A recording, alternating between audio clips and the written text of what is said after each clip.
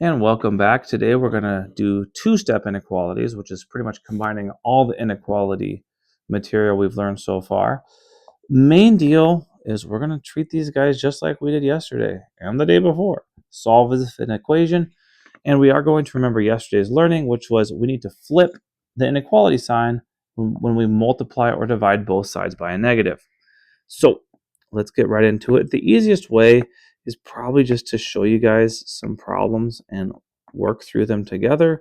So we're going to set up a couple examples and just solve these guys in graph.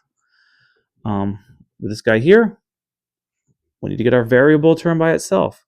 So we are going to, I like to put a box around that variable term, and that tells me, oh, I need to get rid of the minus 7, so I plus 7 both sides. And I have negative 4n. Inequality sign drops straight down. And this guy here is negative 48. For my next step, I need to get my n by itself, so I divide both sides by negative 4. And right here, we have to remember, flip the inequality. We have divided both sides by a negative. We need to flip the inequality. So n, flip the sign, greater than equal to 12. Boom. I can graph this guy real quick. And, oops. If I graph this guy, 11, 12, 13, and is greater than or equal to 12. So greater than or equal to, we're going to have a closed circle at 12, and greater than goes to the right. That's it. Let me do a couple more for you guys, just so you can see the different looks. We'll see problems that look like these. R over 2 minus 5 is less than or equal to negative 14. This is my variable term. I'm going to put a box around that. And now I need to get rid of that minus 5. Plus 5 both sides. Boom.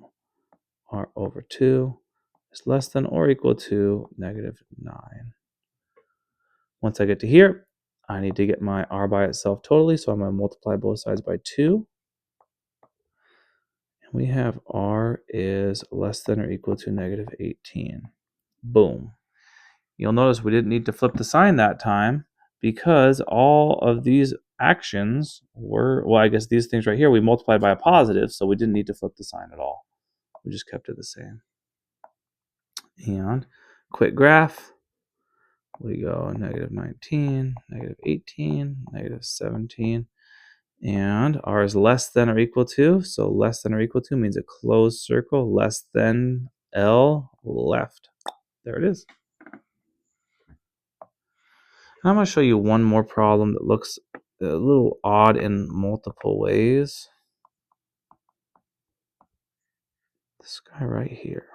Okay. Now, with this guy, this whole top piece is being divided by 9. So we need to free it up. And the way to do that is to get rid of this divide by 9 at the bottom. So I'm going to times 9 both sides to eliminate this part. And I have 27 less than equal to x plus 9. And from here, it's a lot easier. We're just going to subtract 9 both sides. And we go 18 less than equal to x. To graph that guy, we just go 17, 18, 19.